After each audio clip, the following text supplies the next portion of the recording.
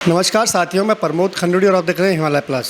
अभी मैं सेलाकुई में हूँ। सेलाकुई में जो रेशम विभाग का ग्रोथ सेंटर है, उसके प्रबंधक मेरे साथ महात्मा कंडारी जी हैं। आइए उनसे पता करते हैं कि उत्तराखंड में किस प्रकार से रेशम की जो संभावनाएं हैं और किसानों को किस प्रकार से रेशम पालन में जो फ़ायदा हो रहा है वो किस प्रकार से है, किस प्रकार से यहाँ के किसान रेशम पर काम कर रहे हैं और रेशम से उत्तराखंड के किसानों की किस प्रकार से आय बढ़ सकती है।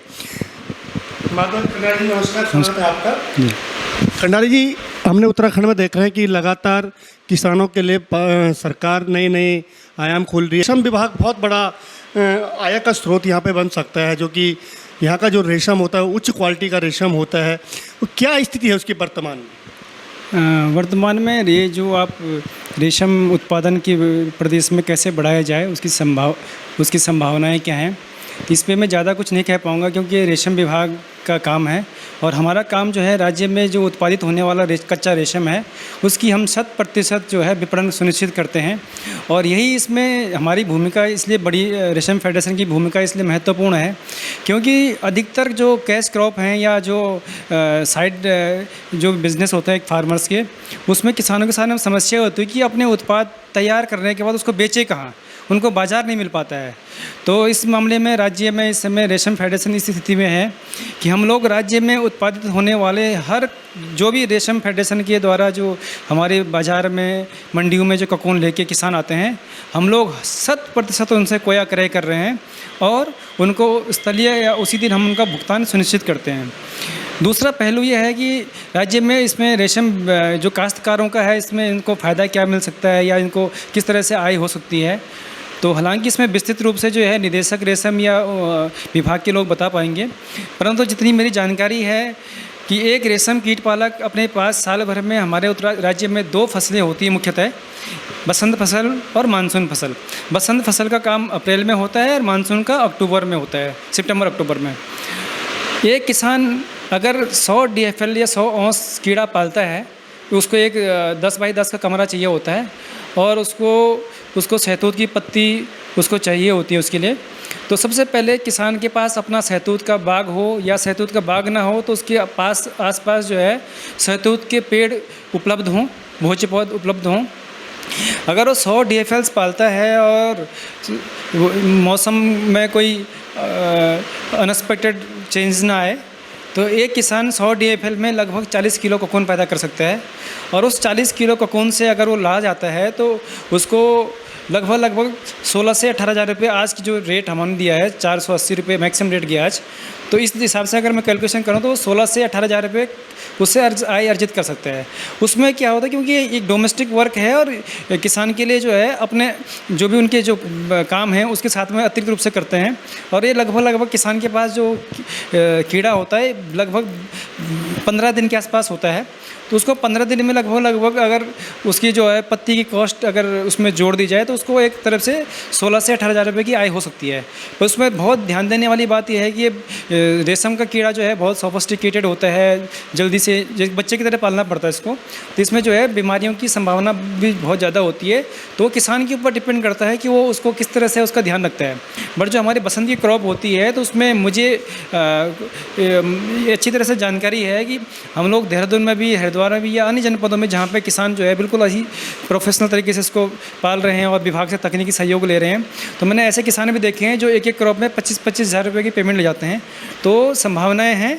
अभी अगर बात करें कि पूरे प्रदेश में अभी तक जो आपकी फेडरेशन है, प्रदेश से जो आप रेशम खरीद रहे हैं वो कितनी क्वांटिटी में आपको यहाँ पर उपलब्ध होता है? फेडरेशन, इसमें आपने भी देखा होगा हम एक फैक्ट्री चला रहे हैं रेशम की। तो एक फैक्ट्री में हमको साल भर में लगभग 25 हज़ार किलो कोया की ज़रूरत होती है और वो 25 हज़ार किलो कोया हम अपने किसानों से ही खरीदते हैं और उन किसानों से खरीदते हैं जो हमारे बाज़ार में आते हैं। हम किसी के डोर टू डोर जाके हम लोग कलेक्शन नहीं करते हैं। फेडरेशन की जितनी आवश्यकता होती है हम साल भर में इस फैक्ट्री को चलाने के लिए लगभग 25 हज़ार किलो कोया क्रय करते हैं। अगर बात करें कि इस रेशम से अभी तक क्या क्या प्रोडक्ट यहाँ पे बनाए जा रहे हैं? वर्तमान में मैं आपसे अनुरोध करूंगा कि आप हमारे प्रेम नगर में एक दून सिल्क का स्टोर है, आप वहाँ पर जाके विज़िट करें। ये आपने भी यहाँ पे साड़ी बनती हुई देख ली है, धागा बनते हुए देखा है। देहरादून के आसपास हमारे 3 रिटेल स्टोर हैं दून सिल्क के नाम पे। एक मसूरी में है, कुरोली में, एक आपका लक्ष्मण झूला में है, एक देहरादून में है, प्रेमनगर में, एक राजपुर रोड पे है। और हम लोग जो है अपने जो दून सिल्क का जो ब्रांड दून सिल्क है वो उत्तराखंड के सिल्क का ब्रांड है। इसके ब्रांड के नीचे हम लोग जो है रेशम की शुद्ध साड़ियाँ 100% प्योर, रेशम की मिश्रित साड़ियाँ जिसमें 50% ब्लेंड शुद्ध कॉटन का होगा। इसके अलावा जो है टसर के जो है शॉल बना रहे हैं, ऊल वाई टसर के शॉल बना रहे हैं, मफलर बना रहे हैं, जेंट्स कुर्ते बना रहे हैं और वेस्ट कोट बना रहे हैं। महिलाओं में साड़ी के अतिरिक्त हम लोग महिलाओं के जो है सूट बना रहे हैं और उनके जो दुपट्टे बोलते हैं या स्टॉल बोलते हैं वो बना रहे हैं। और इसके अलावा पहाड़ी टोपी बना रहे हैं। और हमारे जो पहाड़ी टोपी है उसमें विशेषता ये है कि हम लोगों ने राज्य में पहले फेडरेशन या पहला जो डिपार्टमेंट है जिसने अपने पहाड़ी टोपी पे हमारा जो राज्य का पक्षी है मोनाल को हमने उस पर रखा हुआ है अपनी टोपी पे। इसके अलावा हम लोगों ने जो है टाई बनाई है और टाई के अतिरिक्त जो है जेंट्स शॉल भी जो हम पंखी बोलते हैं वो हम बना रहे हैं। तो लगभग हमारे पास समय वर्तमान में केवल पैंट और शर्ट जो होते हैं उसमें गारमेंट में वो नहीं है, वो हम भविष्य में लगता है मुझे अगले 6 महीने साल भर में हम लोग भी तैयार करेंगे। हम लोग अभी इसमें प्रोडक्शन यूनिट कैसे तैयार हो उसके लिए प्लानिंग कर रहे हैं जी। तो 2016 में तत्कालीन प्रबंध निदेशक ने निर्णय लिया कि हम यहाँ एक फैक्ट्री चलाते हैं अपने खुद। तो 2016 के बाद हमने ये फैक्ट्री स्टार्ट करी और धीरे धीरे फैक्ट्री स्टार्ट करने के बाद फिर ये समस्या आ गई कि फैक्ट्री में जो धागा हम पैदा कर रहे हैं उसकी उत्पादन लागत जो है उत्पादन लागत है जो उसका विक्रय मूल्य है वो कम है। तो ये भी एक तरह से हमारे लिए भी समस्या हो गई थी कि हम धागा बना रहे हैं पर उसकी जो है बेच रहे हैं तो उसको घाटे में कभी बेचना पड़ता है, क्योंकि जो रेशम का जो बाज़ार है वो पूर्णतः अंतर्राष्ट्रीय बाज़ार से इन्फ्लुएंस करता है और खासकर चाइना में जो उपलब्ध धागा है उससे करता है। अभी कितने प्रॉफिट में? वर्तमान में फेडरेशन की जो है अभी हमारी वार्षिक AGM हुई थी तो इस साल का जो प्रॉफिट है वो करीबन 7.5 लाख रुपए है और जो क्यूमुलेटिव प्रॉफिट होगा वो करीबन 30 लाख के आसपास है।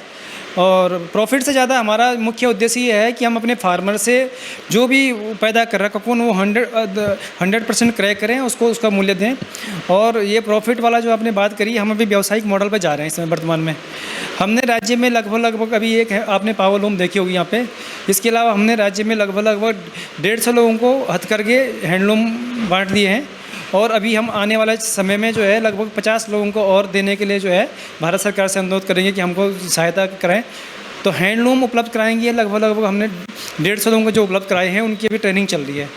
तो मैं आपको इसलिए बता रहा हूँ कि रेशम फेडरेशन क्या फ़ायदा कर रहा है, उससे ज़्यादा ज़रूरी है कि हम कितना लोगों को रोज़गार दे रहे हैं। तो 2000 जो आप पूछ रहे थे क्वेश्चन उसी में ऐड करना चाह रहा हूँ। 17 में हम लोग रेशम फेडरेशन जो है कुल वर्ष में लगभग जो हमारी वस्त्र की विक्रय था वो 1 लाख औसत होता था। 1 लाख रुपए के हमने साल भर में कपड़े बेचे रेशम के। और लास्ट जो वित्तीय वर्ष हमारा गया है 2022-23 पिछले वर्ष हमने लगभग 70 लाख के कपड़े रेशम के बेचे हैं और लगभग हमारा 1.5 करोड़ के वस्त्र जो है स्टॉक में इसमें है। और इस वित्त वर्ष में हम लोग जो है अपने जो 150 लोगों को हमने हैंडलूम बांटे पिछले 2-3 सालों में, उन लोगों को हम ट्रेनिंग कर रहे हैं। और उससे होगा क्या है कि जो 150 लोगों को ट्रेनिंग देंगे उनमें से अगर हमारे पास 50 फार्म जो रेशम के बुनकर हैं वो भी तैयार हो पाते हैं तो एक बुनकर एक दिन में लगभग 6 मीटर कपड़ा बनाता है और एक शॉल में लगभग 2 मीटर 1.5 मीटर कपड़ा आता है। तो हम एक शॉल की जो बुनाई देते हैं उनको वो करीबन 160 रुपये दे रहे हैं। तो हम लोग जो है एक रोजगार सृजन का साधन अपने आप को मानते हैं। बाकी जो फ़ायदा होगा व्यावसायिक मॉडल पर हम जा रहे हैं वो तो हम करेंगे, बट हम अपने फेडरेशन के साथ साथ हम फार्मर और वीवर को भी आय का साधन उपलब्ध कराएं, वो ज़्यादा ज़रूरी है हमारे लिए। जी बिल्कुल, रेशम विभाग ने इसमें बहुत अच्छी पहल की और जिस प्रकार के नतीजे इस समय रेशम विभाग ने फेडरेशन ने दिए हैं कि प्रदेश में 150 लोगों को रोजगार दिया है, यहाँ के जो किसानों की आय बढ़ी है और कहीं ना कहीं उनको प्रेरित किया है रेशम उगाने के लिए और बहुत बड़े स्तर पर प्रदेश में रेशम का उत्पादन हो रहा है। और आप देखते रहे हिमालय प्लस।